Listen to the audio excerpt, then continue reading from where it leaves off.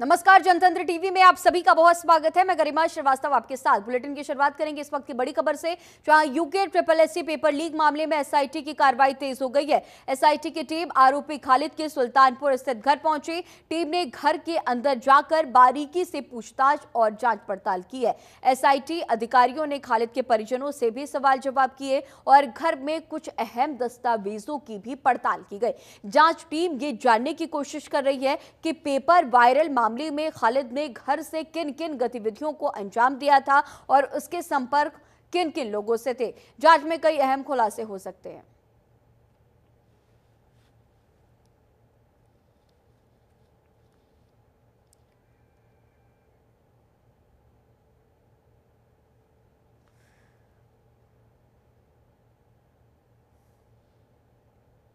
उत्तराखंड में UK SSSC paper leak मामला तूल पकड़ता जा रहा है, जहां एक और प्रदेश के युवा पेपर लीक मामले को लेकर सड़कों पर हैं और सरकार से मांग कर रहे हैं कि पेपर लीक मामले की सीबीआई जांच हो, तो वहीं विपक्षी दल भी इस पर सवाल खड़े कर रहे हैं। पेपर लीक मामले को लेकर कांग्रेस पार्टी ने देहरादून के गांधी पार्क में धरना प्रदर्शन किया और पेपर चोर गद्दी छोड़ के नारे लगाते हुए सरकार को इस गंभीर मामले की जांच करने को कहा गया। प्रदेश अध्यक्ष करण माहरा का कहना है कि सरकार इसमें हाईकोर्ट के सिटिंग जज की निगरानी में जांच करवाए। अगर इसके बाद भी सरकार ने सही जांच नहीं करवाई तो विपक्ष चुप बैठने वाला नहीं है। आने वाले 2 तारीख को विपक्ष मुख्यमंत्री आवास कूच करेगा और प्रदेश के युवाओं के हित में काम किया जाएगा।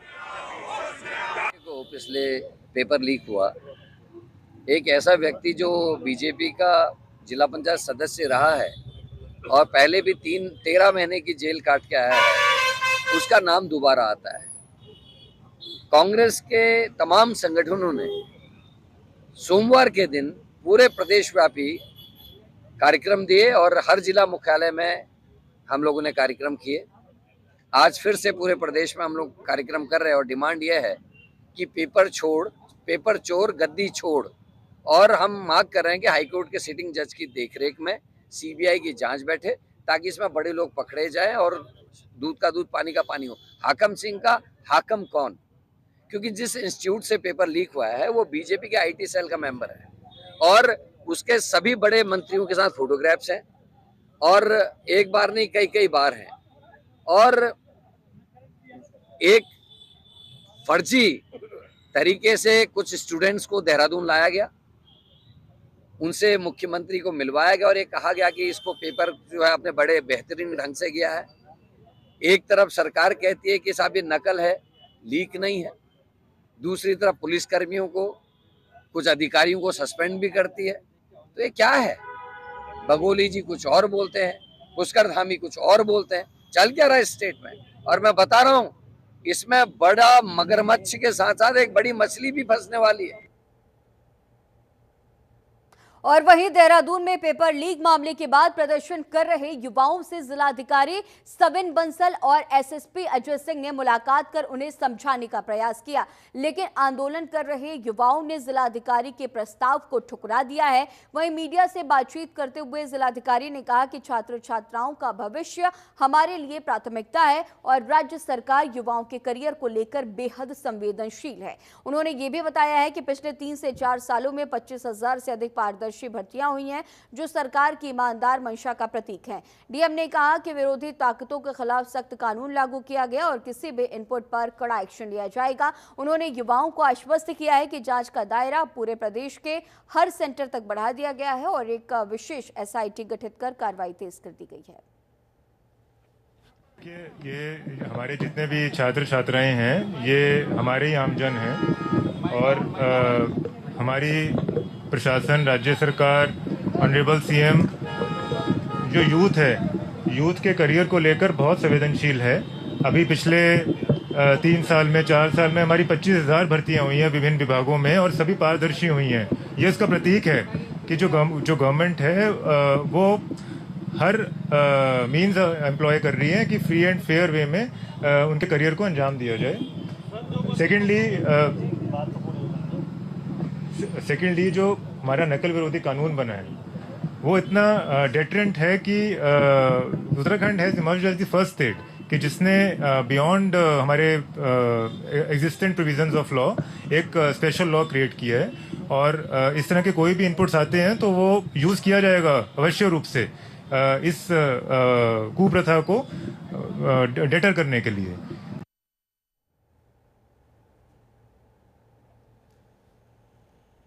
देहरादून नगर निगम के मेयर और भारतीय जनता युवा मोर्चा के प्रदेश महामंत्री ने बेरोजगार संघ के हालिया प्रदर्शन पर कड़ा रुख अपनाया है। दोनों नेताओं ने ये साफ कहा कि राजनीति के लिए युवाओं को गुमराह करने की कोशिश अब बर्दाश्त नहीं की जाएगी। मेयर सौरभ थपलियाल ने कहा है कि देवभूमि में स्वतंत्रता जैसे नारे लगाने, नेपाल जैसे मुद्दों को खड़ा करने या भगवा को बदनाम करने की किसी भी साजिश को यहां का युवा कभी स्वीकार नहीं करेगा। वहीं भारतीय जनता युवा मोर्चा के प्रदेश महामंत्री विपुल मैदोली ने आरोप लगाया है कि बेरोजगार संघ के मंच पर मौजूद कुछ लोग खुद को राजनीतिक तौर पर स्थापित करने की कोशिश कर रहे हैं। उन्होंने कहा कि युवाओं को भटकाने की कोशिश करने वाले किसी भी मंसूबे को कामयाब नहीं होने दिया जाएगा।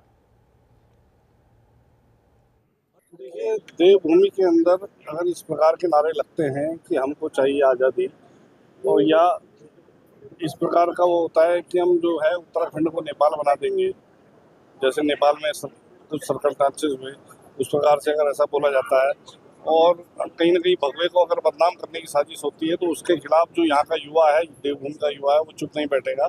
इसीलिए हम सब जितने छात्र नेता थे, हम लोगों ने यहाँ पर आज प्रेस कॉन्फ्रेंस करी है, और जिसके माध्यम से हमने चेता दिया है कि अगर इस प्रकार की घटनाएं आपको आंदोलन करना है तो करिए, परंतु इस प्रकार की आप बातें मत कीजिए कम से कम, या इस प्रकार की बातें बीच में बोल के और आप कहीं ना कहीं छात्रों को बरगलाने का काम कर रहे हैं, गुमराह करने का काम कर रहे हैं। देखिए, हमने कहा ना, वहाँ पे जो दो लोग हैं जो उत्तराखंड स्वाभिमान मोर्चा वाले, उनमें से एक लोकसभा का चुनाव लड़ चुका है, उसमें से एक विधानसभा का चुनाव लड़ चुका है। दोनों को विजय प्राप्त नहीं हुई, जन समर्थन उतना नहीं मिला।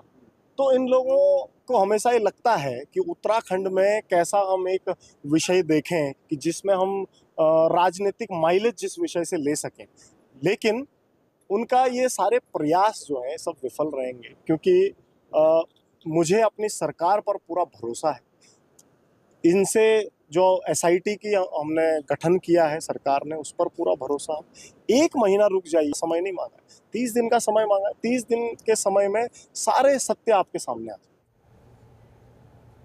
यूके SSC भर्ती में पेपर लीक के खिलाफ पूरे उत्तरकाशी जनपद में युवाओं के साथ अब अभिभावकों का आक्रोश बढ़ता जा रहा है। ग्लेशियर लेडी शांति ठाकुर भी अब युवा बेरोजगार के समर्थन में खड़ी नजर आ रही हैं। उन्होंने कहा कि सरकार और नेता आज हमारे बच्चों के दुश्मन बन गए हैं। दिन रात मेहनत करने के बाद पेपर लीक हो जाता है और हाकम सिंह जैसे लोग आज रोजगार देवता बन बैठे हैं, जो मोटी रकम लेकर नौकरियां बांट रहे हैं। क्यों नहीं सरकार इन पर अंकुश लगा रही है? एक तरफ सरकार कहती है कि सख्त नकल विरोधी कानून बनाया गया है, तो फिर पेपर लीक कैसे हो रहा है? यह अपने आप में एक बड़ा प्रश्न है।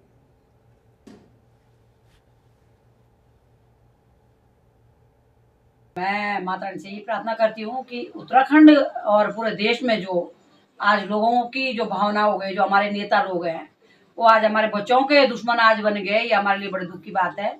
और किस तरह से आज हमारा यूथ आज जो है ना सड़कों में दिन रात इस धूप में, तपती धूप में और बगैर खाए पिए जो है आज पूरे देश में जो बच्चों की आज जो हालत हो रही, तो इसके लिए मैं कहती हूँ कि सरासर इसके लिए सरकार जो है दोषी है और सरकार को संभालना होगा।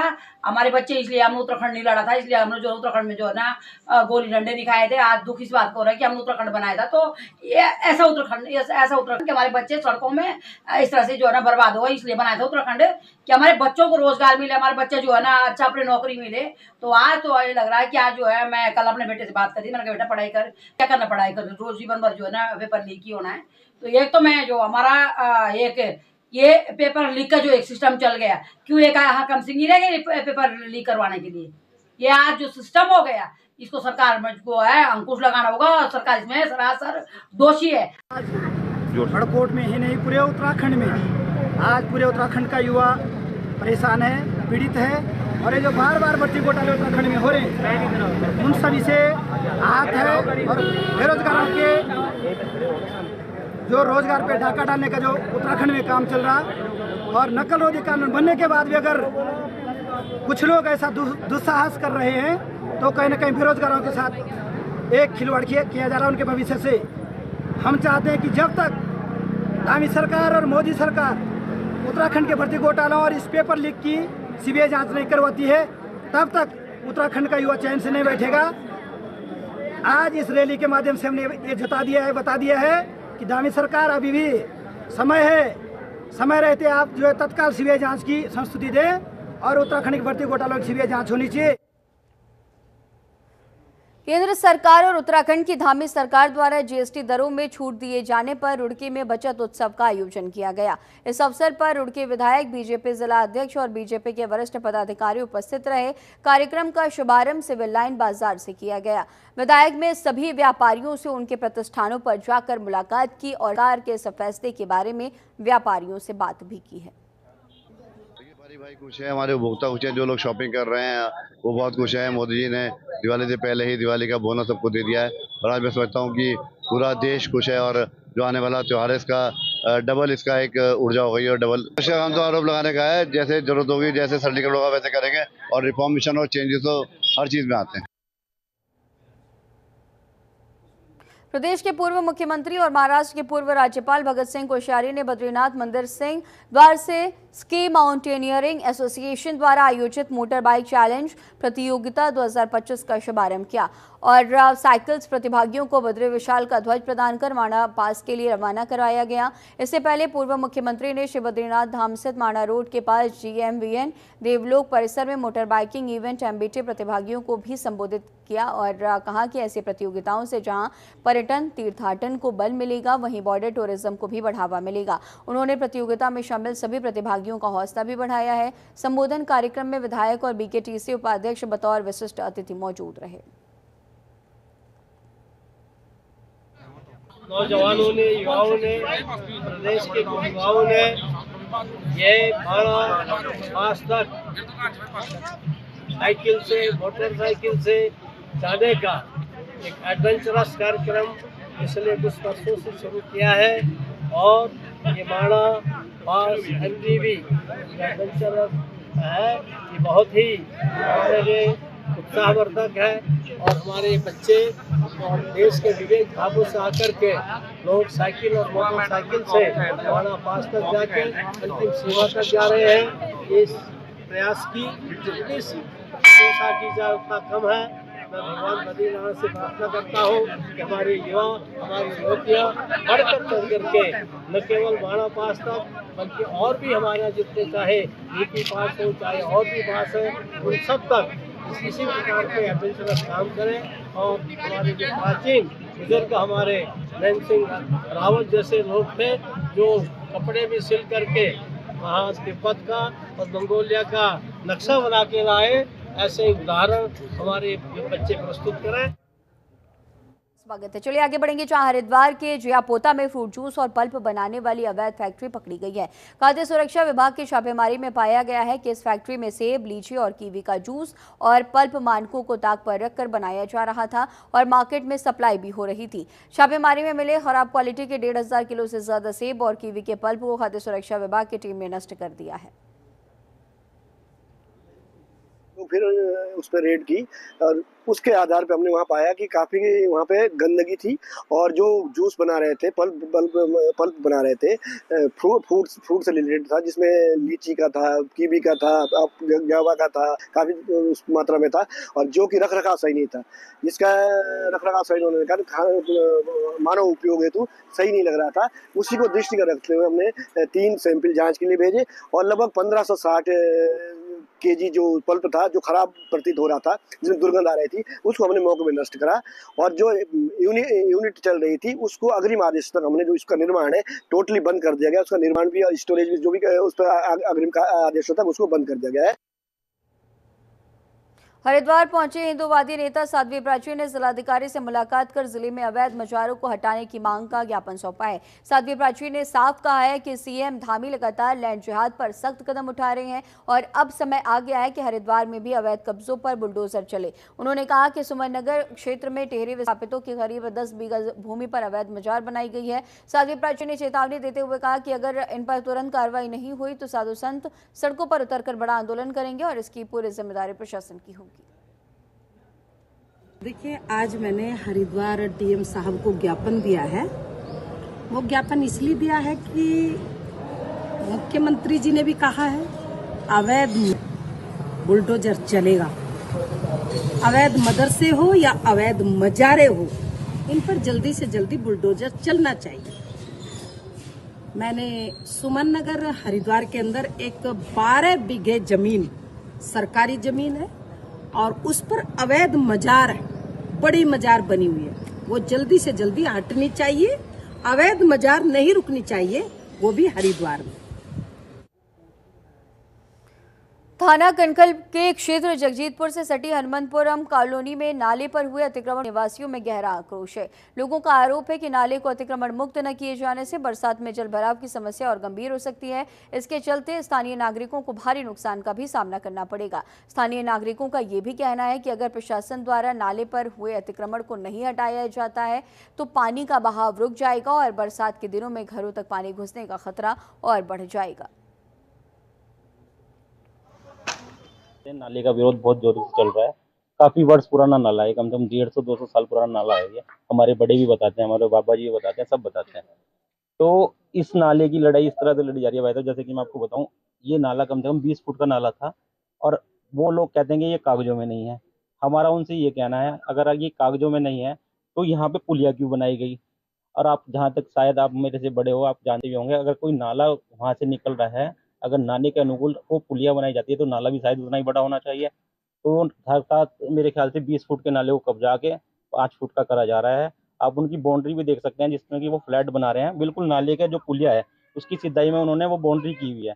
उसके बाद अब वो बाउंड्री तो उन्होंने कर ली फ्लैट की, और बाद में नाले को कब्जा के 15 फुट का 20 फुट का नाले को 2 फुट 3 फुट का कर रहे हैं। हमने 5 अप्रैल सन 2025 को नगर निगम में लिखित अपने लेटर पैड पे जाके अपना उन्हें अवगत कराया कि नाले पर ऐसे ऐसे वहाँ पर अतिक्रमण हो रहा है, आप मामले को जाकर संज्ञान में लीजिए। ये मामला मतलब आप मान सकते हैं कि अप्रैल में इन्होंने अपना काम करना शुरू किया। वहाँ पर जब भी हम मौके पर पहुँचे, वहाँ पर इन्होंने जेसीबी लगाई, नाले को बंद करा, और जैसे ही हमें पता लगा कि वहाँ पर अतिक्रमण हो रहा है नाले के ऊपर, हम काफ़ी मतलब मात्रा में प्रगति विहार हो गया, अपना जगजीतपुर गांव हो गया, अंदर से सभी लोगों को आसपास के लेकर भागे और वहां से अतिक्रमण कर रही जेसीबी को मौके से उसे पकड़ा और नाले पर जो अतिक्रमण होता उन्होंने बंद कर दिया था उसे खुलवाया। राजस्व विभाग की टीम भी गई थी और हमारी टीम भी गई थी मौके पे, और जो हमारा टीम से रिपोर्ट भी आया है और कल मेरी एसडीएम से भी बात हुई है। तो राजस्व के अभिलेखों को चेक किया गया है, तो उसमें जो सजरे के अनुसार वहाँ पे नाले की जमीन है नहीं, पर वहाँ पे फिर भी जो है पानी के फ्लो के लिए 6 मीटर का जो नाला है उस जगह पे वो वर्तमान में है। तो क्योंकि वो सजरे में भी नाले की जमीन नहीं है तो कोई अतिक्रमण का सवाल जो है अभी तक के जांच में नहीं आया है।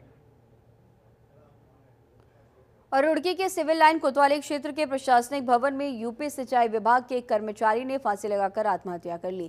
सूचना मिलते ही पुलिस मौके पर पहुंची और शव को कब्जे में लेकर पोस्टमार्टम के लिए भेज दिया गया। पुलिस को घटनास्थल से एक सुसाइड नोट भी मिला है जिसमें मृतक ने अपने ही ऑफिस कर्मचारियों पर गंभीर आरोप लगाए हैं। एसपी देहात का कहना है कि मामले की जाँच की जा रही है और पोस्टमार्टम रिपोर्ट के बाद ही आगे की कार्रवाई की जाएगी।